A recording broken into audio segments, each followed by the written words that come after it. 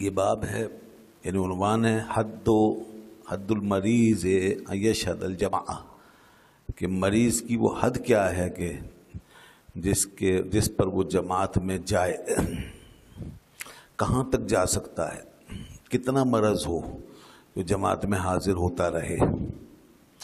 مرض کے کئی درجے ہوتے ہیں نا، ابتدائی ہے، درمیانی ہے، انتہائی ہے۔ تو مرض اگر ابتدائی درجے میں ہے تو پھر تو وہ عذر نہیں بنے گا۔ معمولی نزلہ زکام بخار ہے تو وہ تو عذر نہیں بنے گا کہ آدمی جماعت معاف کرا لے اور کہے کہ جی میں تو بیمار ہوں، تو باقی کام بھی تو کر ہی رہا ہے نا۔ لیکن اگر مرض ابتدائی درجے سے نکل گیا ہے اور بڑھ گیا ہے تو پھر شریعت اس کو رخصت دے گی۔ اگر اسے مسجد آنے جانے میں حرج ہوتا ہے، وہ نہیں پہنچ سکتا، جماعت سے نماز نہیں پڑھ سکتا، تو پھر وہ گھر میں پڑھ لے۔ یہ پھر شریعت اس کو مہلت دیتی، اس کو رخصت کہتے ہیں۔ یہ رخصت ہے۔ اچھا، اس میں ایک دوسرا پہلو بھی ہے اور اس کو کہتے ہیں عزیمت۔ یعنی عزیمت کا مطلب یہ ہے کہ اب شریعت نے تو رخصت دے دی، لیکن ایک شخص اپنے کسی جذبے سے، اپنے ول پاور سے، اپنے ذوق و شوق سے وہ یہ چاہتا ہے کہ میں بہرحال جو اب تک کرتا رہا ہوں وہی کروں، اور میں نماز جماعت سے ہی پڑھوں، میرے عمل میں کوئی فرق نہ آئے، کوئی کمی نہ آئے۔ ہوتا ہے بہت سے لوگ میں جذبہ ہوتا ہے، اور وہ جذبہ ان کو مجبور کر دیتا ہے، حتیٰ کہ انتہائی تکلیف بھی وہ برداشت کرنی پڑے تو کرتے ہیں۔ آخر دنیا کی خاطر بھی تو لوگ بہت سی تکلیفیں اٹھاتے ہی ہیں نا۔ وہاں کون ان کو ملامت کرتا ہے کہ آپ نے یہ کیوں کیا اور وہ کیوں کیا؟ سب جانتے ہیں جی دنیا کے فائدے کے لیے کیا۔ ایک شخص انتہائی بیماری میں، مجبوری میں اگر اپنی آفس جاتا ہے، کام کرتا ہے، یا جناب وہ امتحان دیتا ہے اور یا پھر کسی دکان پہ بیٹھتا ہے، تو وہی لوگ کہتے ہیں ہاں جی بڑی محنت کر رہا ہے۔ تو بس اسی طرح دین کا بھی ایک جذبہ ہو سکتا ہے، اللہ رسول کی محبت کا ایک جذبہ ہو سکتا ہے جو انسان کو اتنا مجبور کرے کہ بھائی نہیں ٹھیک ہے شریعت اجازت دے رہی ہے مگر میرا تو دل چاہ رہا ہے کہ میں یہ کام کروں، تو کرتے ہیں۔ تو اس کو عزیمت کہتے ہیں، اور یہ اگر کوئی کرے تو اس پہ کوئی ملامت نہیں۔ جی ہاں، اس کا ذوق ہے، اس کا شوق ہے، وہ اس کے باوجود مسجد آ رہا ہے۔ تو ایسی مثالیں موجود ہیں۔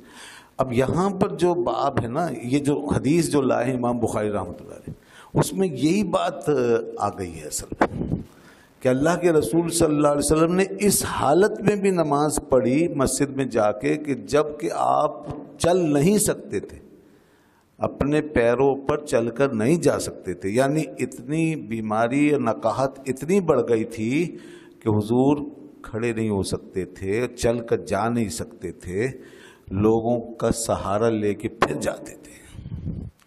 دو آدمی سہارا دیتے دائیں بائیں اپنے کندھے پہ، پھر رسول اللہ صلی اللہ علیہ وسلم جاتے، اور اس طرح جاتے کہ پیر گھسٹتے ہوئے جاتے تھے، پیر مبارک بھی سیدھے نہیں رکھ پاتے تھے، ایسے گھسٹتے ہوئے پیروں کو لے جاتے تھے۔ تو یہ اس حدیث میں آیا سب۔ تو امام بخاری اس لیے لے کر آئے ہیں باب حد المریض ان یشہد الجماعۃ، مریض کی وہ حد کیا ہے کہ وہ جماعت میں جاتا رہے، کب تک جا سکتا ہے؟ تو اس وقت تک بھی جا سکتا ہے، عزیمت کی حالت میں بھی جا سکتا ہے، جب تک اس کے ہوش و حواس سلامت ہیں، اور جب تک اسے کوئی نہ کوئی ذریعہ مل رہا ہے جانے کا، لے جانے کا، پہنچنے کا، اس وقت تک بھی جا سکتا ہے اگر جانا چاہے تو۔ مگر ایک بات کا خیال رکھیں گے کہ کوئی ایسی بیماری نہیں ہونی چاہیے جس سے نمازیوں کو پریشانی ہو جائے۔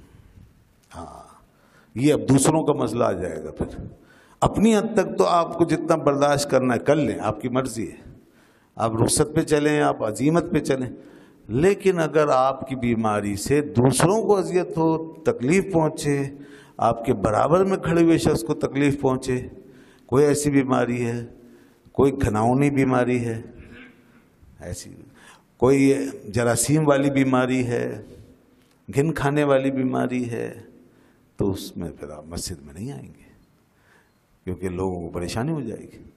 جیسے کہ بعض لوگوں کو جسم میں پھوڑے پھنسی نکل رہے ہیں، دانے خونی ایسے پیپ نکل رہا ہے، خون بہہ رہا ہے، اس کی ایسی حالت ہے، تو بھائی اس میں تو پھر، اور اس حالت میں پھر مسجد میں نہ، یا کسی کو جناب ڈاکٹر کہہ دیتے ہیں آپ گھر میں رہیں اور لوگ آپ سے ملیں گے تو دوسروں کے لیے مسئلہ پیدا ہو جائے گا، تو پھر ایسے امراض میں، وبائی امراض میں بھی آدمی بچے، پھر احتیاط کرے۔ اور اسی طریقے سے جناب کوئی کھانسی وانسی ایسی ہو رہی ہے کہ وہ کھانستا رہتا ہے ہر وقت، تو ظاہر ہے جب کھڑا ہوگا تو برابر والے پریشانی ہوں گے جی، تو اس میں پھر مطلب لوگوں کا خیال کریں گے، یہ بات ذہن میں رکھیے۔ یہاں یہ عزیمت نہیں ہے، اب یہ غلط ہو جائے گا، یہ لوگوں کو تکلیف ہے اب، اور عزیمت اس چیز کا نام ہے ہی نہیں کہ لوگوں کو تکلیف پہنچائی جائے، نہیں، نہ اس میں رخصت ہے نہ عزیمت، تو وہ اس پہلو سے ہے جو میں نے پہلے بتا دیا۔